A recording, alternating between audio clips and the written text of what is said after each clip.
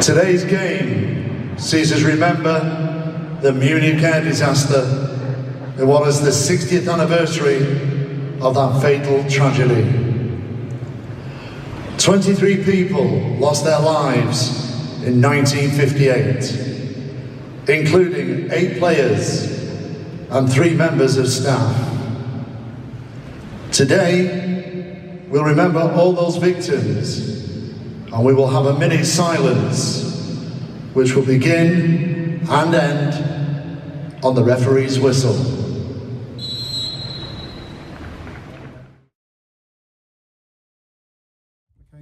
For joining us here today. Also, thanks to Martin Holland for all his help. We moved into this house in November 2000. As we were unpacking our boxes, our neighbour John, who passed away last year, came over for a chat, and over the course of the conversation told me who'd lived in the house. I knew Tom's name from the monument outside the ground, and coming from a United supporting family, I'd often listened to my mum and dad talk about the events of nearly 60 years ago, when the club and the world had so many of that magnificent team stolen away from them. Like most of us, I knew the players' names. My dad had seen the last home game against Bolton and loved to tell me what a team they were to watch. I can remember him cornering me in the kitchen whilst he explained a particular move or another he'd seen from the Stretford end, and I had those names drilled into me and could recite them at school. Jeff Bent, Roger Byrne, Eddie Coleman, Duncan Edwards, Mark Jones, David Pegg, Tommy Taylor and Billy Whelan. I knew less about the other names. I knew that amongst their number were journalists, aircrew and civilians, and that 3 of the Manchester United staff had lost their lives alongside the players they took such good care of: Bert Wally, Walter Crickmer and Tom Curry. Over the years, on and off, we researched Tom's life and came to realise just how important he'd been to the club. So who was he? He was born in South Shields in 1894 and became a professional footballer, signing forms with Newcastle in 1912 at the age of 18. Before he could make the first team, his career was interrupted, like many men of his generation, by the First World War. He went off to fight, becoming a sergeant in the Royal Engineers. He survived the conflict and resumed his career where it had started, at Newcastle. Over the next decade, he played 235 games for them as a halfback. In the book, The Toon's Greatest 100 Players, Tom is listed at number 86, after Keith Gillespie. He was an important cog in a team that often challenged for the league, finally managing it in 1927.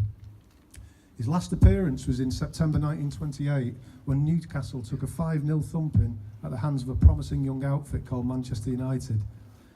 He left on a free to join Stockport County and played 19 games for them before retiring a year later. He immediately went into coaching and got his first opportunity at Carlisle United.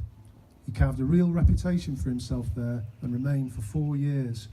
He made a particular impression on a young Scottish player, a hard-running, gritty right half named Bill Shankly.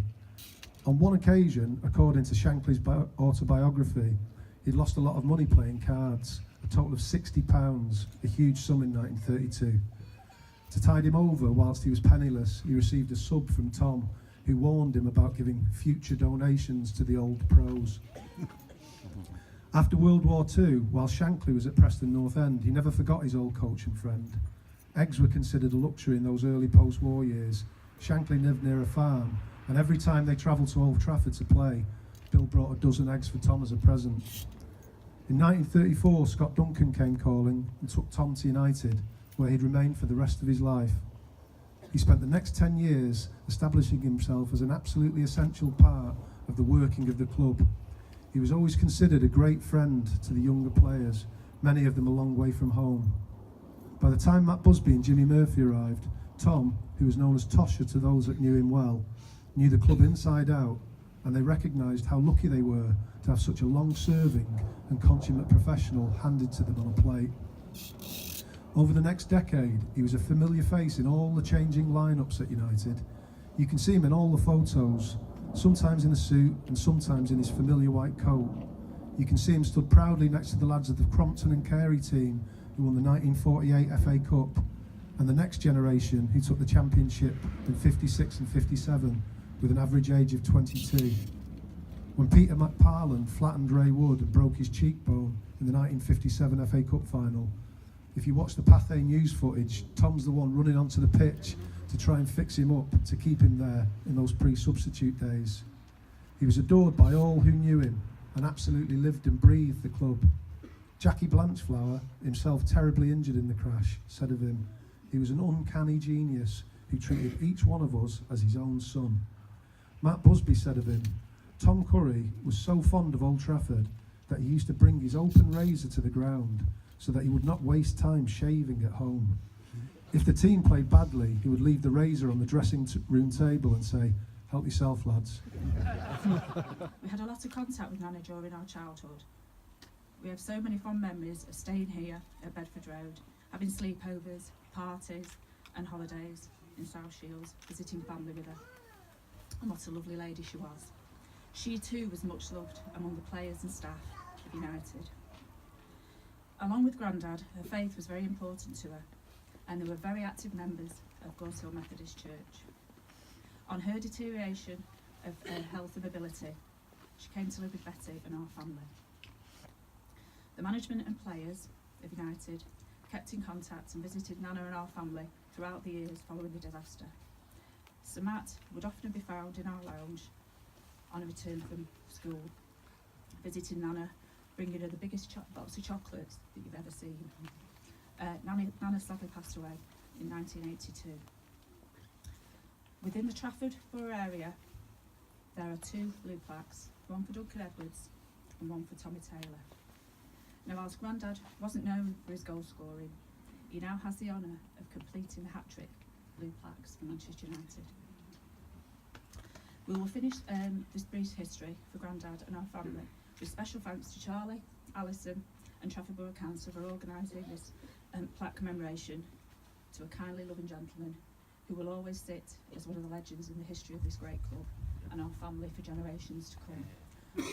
Also, thanks go to Manchester United for their support. Today, we can also remember those who have tragically killed and injured in the Munich disaster and their families. Thank you. I became a Busby Babe in August 1958, and at the moment, along with Alan Gallin, Jim Elms and myself, we are Secretary and Treasurers of the Association of Former Manchester United Players. We've been going 33 years now, and of course, when I was asked if I would say a few words, I rang Jeff Whitefoot, who is still the youngest player, 16 and a half, to play for Manchester United, now living in Nottingham, and of course he's 86 years of age, so he knew more about Tom and Bert Wally, and I was just asking him the question, what were they like? And he said, Tom was a very quiet person, but in a most sarcastic way, got you to do things. And Bert was exactly the same, he said. And the thing that reminds me of them is when the 2 Ronnies, they look like the 2 Ronnies together. How it was left, and how it is today, was the Manchester United story has been an emotionally compelling one. A wonderful club served by magnificent players, touched by tragedy and greatness. And our late chairman, John Doughty, wrote that, and I think that really sums what the club has been about all over the years. And unfortunately, Dennis Law was going to come today, but he's not too clever at the moment, so I apologise for that. But all I say is thank you. What a turnout. What a fantastic turnout here. And on behalf of the Association of Former Manchester United Players, to the family, thank you very much indeed for inviting us. Thank you. We'll never die, we'll never die, we'll never die, we'll never die, we'll never die. We'll keep the red flag flying high, the Man United will never die. We'll never die, we'll never die, we'll never die, we'll never die. We'll keep the red flag flying high, the Man United will never die.